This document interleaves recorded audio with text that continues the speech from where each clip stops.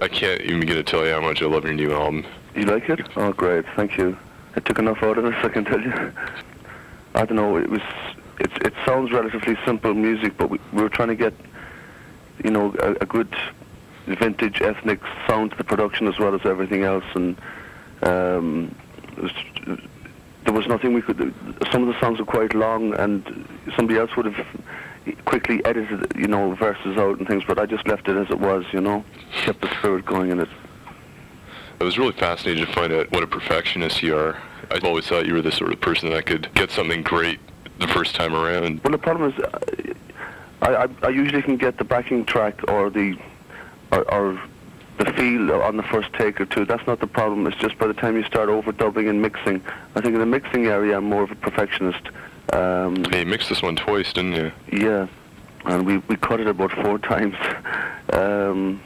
because we used a lot of old valve microphones and tape echo and old spring reverb and things like that. Instead of using all the digital equipment, we used a valve compressor as well, which you know, it gives a different effect than modern compression and so on. We used a few modern tricks as well, but not just enough to help out, you know. Like, I mean, in a perfect world, I'd like to walk in and just play it once and have it all perfect, you know. You're at the mercy really of the engineer and the sound in the room, the desk, everything else, you know. Instead of cutting it, well, you can cut it flat, but if you want to enhance it with, you know, a bit of EQ this way or that way, add more treble or add more bottom or something, you know, you can change the final mix that way. Well, how long did it take you to do Fresh Evidence? About 6 months, all told. We've given little gaps for odd gigs and things like that, and remixes and so on, but about 6 months, which is quite a long time, really. But then we recorded about 15 songs, so a lot of those have been left to one side for the moment. But it was quite hard in the end to pick down to 9, you know. I think the ones we left off, even at this distance now, I know we picked the right ones, you know. Great version of Empire State Express. Oh, you like that? Oh yeah, you play a mean slide on that. Thank you. And why'd you choose to cover it? I had the record for years, and I just fancied that song because I thought, you know, I could interpret it reasonably well. And I recorded it in one take. I went into the drum booth and just used the two microphones and did it in one take live. Because mentally I kind of put the gun to my head and I said, well, look, this is the way it has to be done. And it came out fairly well, you know. But the strange thing about it is I lost the record about a week before I recorded it. Not that I was going to copy the record, but I wanted to listen to it again and check it out. But I had the lyrics written down in a book anyway. And but so I recorded it with my own kind of arrangement from memory, and it turned out okay. Might have been a better thing in the end. Yes, indeed, because if you just ape the old record, it's a one-dimensional thing then, you know. Well, even if I'm doing, I don't ruin, I mean, I try and adapt them and interpret them at the same time, so you get the original feeling, but there's no point in just doing it verbatim, because I know certain guys who do that, and it doesn't get anywhere, you know. But I mean, then some ultra purists feel that you shouldn't tamper with these songs. You shouldn't even attempt them, you know. But I think it's worth keeping them. I mean, it's one way of keeping the music alive and bringing another step forward, you know. Oh yeah, what about Heaven's Gate? Where'd that come from? Well, that's as close to the same idea as Hellhound on My Trail by Robert Johnson. It's just a man being haunted in a room in a terrible condition. And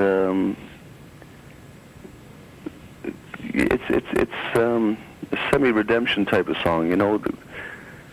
That's it's also slightly preaching at people that you can't bribe St. Peter, you know. Mm-hmm. That it's very much in the blues tradition, even though it's the song is in my own sort of style. But the lyrics kind of speak for themselves, really. Just somebody going through a very bad patch, you know. And facing up to mortality and all those sorts of heavy things. What about middle name? Well, that's kind of Slim Harpo influenced musically, but the lyrics are kind of, I try to create that kind of image down around the Bible Belt, you know, sort of a guy stuck in a situation, searching for somebody, that his wife or whoever, before either a big storm or Armageddon or the Holocaust or whatever, you know what I mean? It's a bit overwrought, but I mean, that's what I try to create, that vibe in the thing. A bit of a Tennessee Williams type of setting, really, you know. But like in any song, I try and keep it from being one-dimensional. I try and have a couple of meanings to it, you know. Everything should be up to the listener, right? Well, that's the problem. You see, even though I'm not against film or video as such, but if you do a video of something, it tends to make one image stick, one meaning, whereas, say, in a Bob Dylan song, it can be read a couple of ways. I'm not saying I go as deep as he does, but it's nice to have at least an image and a half in a song, at least, you know what I mean? I was wondering what you wrote Walking Wounded about. I don't know, it was just a personal... I don't know, I liked the title for a start. I had it in my notebook for weeks, and then the first couple of lines came to me. Also, my health wasn't very good at the time. It was just, I don't know, it's not written in the first person as such, but it's just a general song, and it's you can read it in two different kinds of ways. But I suppose it's written from the point of view that if you're at a very low ebb, you still have fighting spirit, you know what I mean? I suppose that's the basic message in it, you know. But it's a nice riff to it, and it's got a nice bittersweet flavour to it, you know.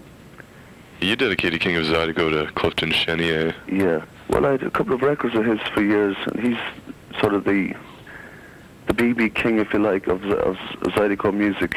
Mm-hmm. He played accordion, which is the lead instrument in that kind of music, instead of the guitar.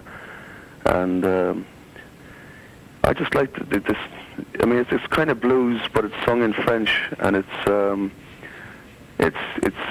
just a kind of a cross between Cajun folk music and other things. And I just liked the records, and I liked the kind of slightly sloppy feel to it. And I just wrote a song about somebody getting away from modern sort of heavy city stress into this mythical juke joint somewhere in the south, like a road movie. And of course, at the end of the journey, there would be somebody like Clifton Chenier playing on a small stage, you know, the perfect gig in my mind, you know. That's basically the idea behind it, you know. Have you got to see him live? I did in Switzerland, in Montreux, the jazz festival there. We've played that one a couple of times, and he was on, not on the same day, but we saw him anyway. Did you get to play with him or anything? I didn't know, and I didn't even get to meet him. He looked hale and hearty. And he died quite young, really. I don't know, but he didn't look like...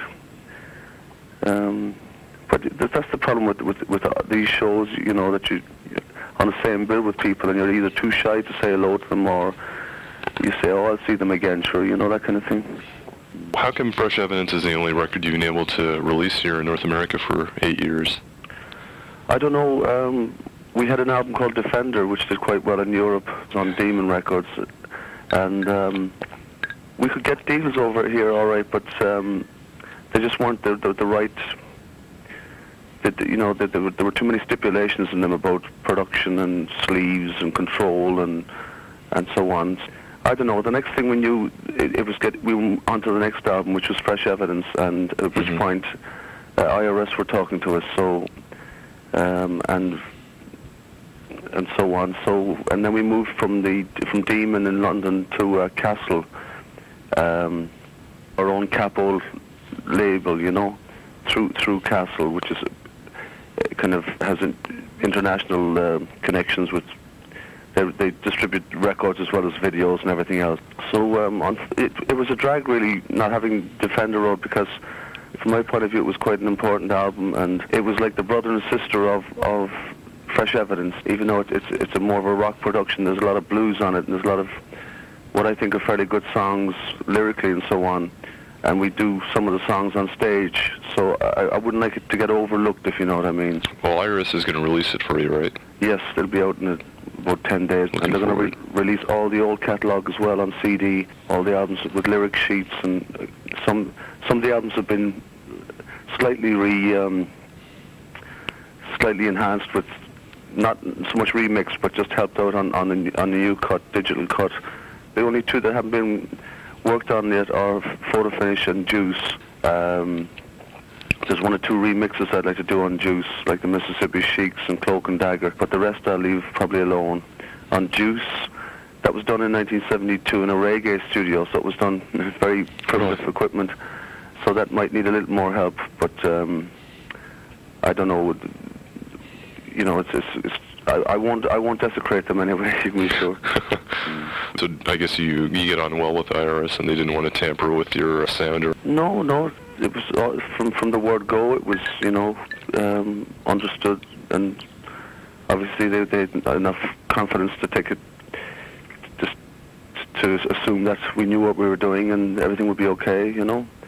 And whereas some of the other companies were a bit more cautious because they thought what I was doing was too obscure or too left field or whatever you call it, or, you know, wasn't it pop enough, you know. You actually recorded 2 albums that you haven't released.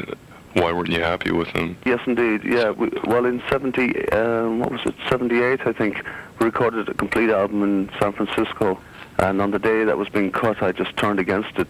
Really, I still have the acetates of it, but I'm glad we didn't. It was just, there was something kind of, it was adequate. There was nothing wrong with it. I mean, I wouldn't call it a bad album. Between the production and the sound and the way it was played, I knew we could do better. And in fact, what we did was went back to Europe and we recorded Photo Finish using some of that material. And, you know, we recorded Photo Finish in about 3 weeks instead of spending 6 weeks or more in San Francisco, kind of.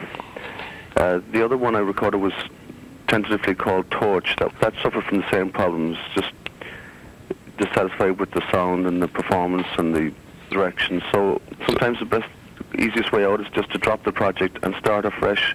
Even if you do hold on to some of the songs, it's best to start in a fresh room, new engineer, new attempts at the songs and things like that. Does it bother you that all of these younger guys are coming out with this sort of watered-down blues pop? They sell millions of records, and you basically stuck to your guns and kept on releasing solid records, and you got basically overlooked by comparison, at least over here in North America. Well, I mean, obviously I just do my own thing, really, but I'd be envious of people who, you know, have all these doors open to them and they sell, you know, huge amounts of records. I mean, there's a lot of talented young people coming up, but I can only speak for myself, really. But, you know, it doesn't do to get jealous of anyone because it gets you nowhere. But sometimes you do feel a bit, I don't know, sometimes it seems like a very hard road sometimes to get to continue doing what you're doing under the right conditions, you know. But like you say, some people do appear out of nowhere, and next thing they're superstars and so on. But I really don't lose sleep over that because I have enough to worry about in my own little area, you know. But I certainly would, you know, I'm not. I certainly would like to have more. What would you call it? Exposure and more higher places in the record charts. I mean, I'm not happy to be semi-obscure, you know. But I'm not going to sell out just for the sake of getting my face in the front of Time magazine or anything, you know. It doesn't worry me, you know. Well, you've mentioned that many bands today have become divorced from the roots of their music. Yeah. Do you think it's just going to get worse and worse in the future? Are we going to have a completely musically ignorant generation of people? Well, I'm reasonably optimistic for the 90s because, I mean, John Lee Hooker had a hit last year. Muddy Waters had a hit single, even though it was a jeans ad in Europe. Yeah. But for John Lee Hooker, don't you think it took a watered-down effort with all the superstars on it to boost him in there? Yeah, well, it's obviously isn't 100% pure John Lee Hooker. I mean, it's a kind of combined effort. But I mean, in 1990, I suppose you just have to accept that, or 1991. But I don't know there's still a few guys around playing pure. I mean, I'm a cross between a dyed-in-the-wool purist, and I also like to be free enough to play things on the fringes of blues. I don't mind rock and rolling. I don't mind a bit of folk creeping in, or a jazz phrase, or whatever. But I think, aside from the music, I think a lot of musicians accept the sort of the show business avenues as they are. They don't question anything, and they're quite happy to follow the established meant. I don't know, maybe it's it must be the old Irish fact in me. You know, we tend to kind of work outside the establishment, historically and otherwise, you know. But I don't know, I mean, that said, some of these young guitar players, for their age, even though they don't look back that far, they have amazing technical facility, but not, yeah, from my point of view, not that much feeling. It's I mean, superb speed, and they can play classical on the guitar and everything else, but I'm still fascinated by the kind of, you know, by the you know, the rawer element of the music, you know. But I suppose I mean, if you're only 19 years of age and the first electric guitar player you heard was Eddie Van Halen or something, or even who was a good player, but I mean, it's very hard for them then to dig back. I mean, they think the blues then might be Eric Clapton or Jeff Beck, or at the very most they might think of Albert King or B.B. King, but they don't even dig back further than that, which is, I think, if you're a real blues player at all, you should go back as far as you can and study and absorb it, you know. I think we're definitely in an age where substance and identity have been replaced by style and image. What would you like to see change? Well, I suppose, I don't think it'll change much, but there's a chance that in the 90s it'll be a little more, it'll pay more attention to the music and the substance than the 80s. I mean, image will always be the big issue, the way people look and what they say and what they do and so on. But it mightn't be quite as bad this decade, we hope, you know. You've been known for having a non-image. Yeah. But I don't know, I think somebody said that alright, that if you know, I don't have an image. Ultimately, it is an image, you know what I mean? Well, I suppose I just avoid, you know, I mean, the only image that they, I don't know, they just say he works forever and he wears plaid shirts and all this kind of thing, but that's a bit of a joke, really. I mean, I've even had reviews and interviews where they say he arrived wearing jeans and a plaid shirt, and I'd remember the day and I wasn't wearing them, you know what I mean? You have to put up with it. You must be really sick of hearing your name mentioned in the same breath as Eric Clapton all the time. Every article I've read about you always says the exact same thing. Does that really get to you? Yeah. Well, there again, I mean, I've great respect for Eric Clapton from the early days. I mean, I'm surprised they always link his name with me. I mean, there was a time they could link my name with Michael Bloomfield and I don't know, but Clapton seems to be the kind of the icon of all the guitarists, including Beck and Page, you know. But I suppose the fact that he's blues-based and I suppose it's not for me to analyse really, but they tend to. I suppose he's the successful face of what the blues is, and I'm probably the the guy in the sidelines or whatever. But that's, I don't know. He's working in a different area from me now, and even in the blues field, I cover different blues tangents than Eric does. To be honest with you, I work country blues, and I work in. Even though I do some numbers that are in the B.B. King, Albert King area, I work a lot in well, as you can hear in the record, it's all over the place. My blues roots, whereas Eric's tend to be a little narrower, I would think. You know, he writes different kind of songs from me. He writes, he uses different topics as well, different. But I mean, if they want to, I can't see the comparison myself. Maybe earlier on there might have been more of a comparison, but not at the moment, I wouldn't think. I really feel kind of bad for Sunhouse. I mean, these days he's basically acknowledged for his Robert Johnson connection and not for his own contribution to the blues. It's unfair, really, because, I mean, as great as Robert Johnson is, or was, I mean, it seems that Walking Blues was written by Sunhouse, and Preaching the Blues was written by Sunhouse, and he gave lessons to Robert Johnson. So, I mean, with this great boost for Robert Johnson now, maybe they should bring out various other artists who are nearly as important or equally as important, Robert Johnson has the mystique, the death thing and the devil connection and all that. What do you think of that? I don't know, really, to be honest with you. From listening to his music, do you get the feeling that maybe it could have happened, or? I think it's possible, yeah. I heard the same about John Lennon in Hamburg, making some kind of a deal. Yes, indeed, yeah. And if you look at his death, and if you look at his effect on people and life in general, and that's but then I'm a bit superstitious anyway. So. How does that affect you? It affects me very much in the last famous 5 or 10 years. I don't know. I must get it from my grandmother. She was very superstitious as well. But I'm funny about numbers, everything. It's gone to the phobia point, so I have to watch it because it affects your day a lot, What does it do to your music?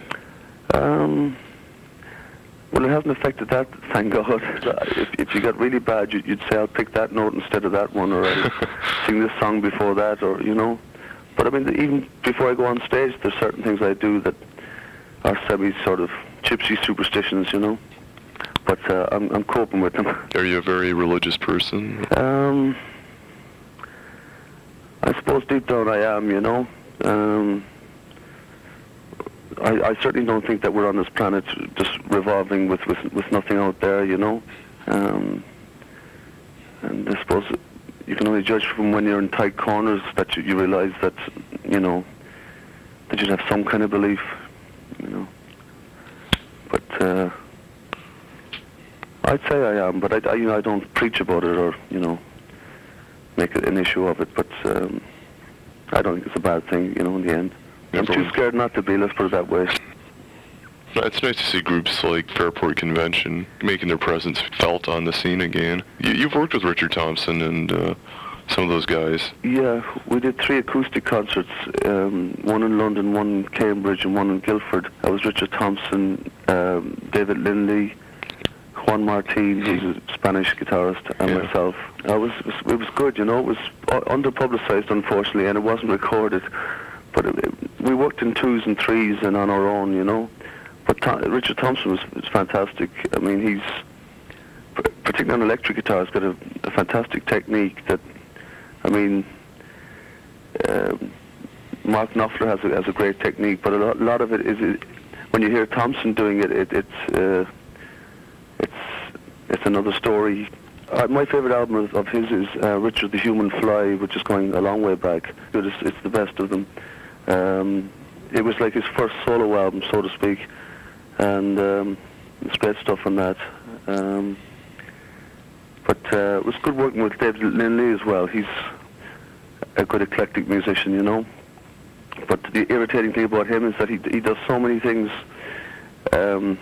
He refuses to be narrowed down to the lap steel, you know what I mean? He wants to play saz and all kinds of exotic instruments, I mean, some of his material is more interesting than others, you know what I mean? But he's a great player and he's a very knowledgeable guy, You played sax on the boards. Yeah. I was wondering if that's something you still do every now and then.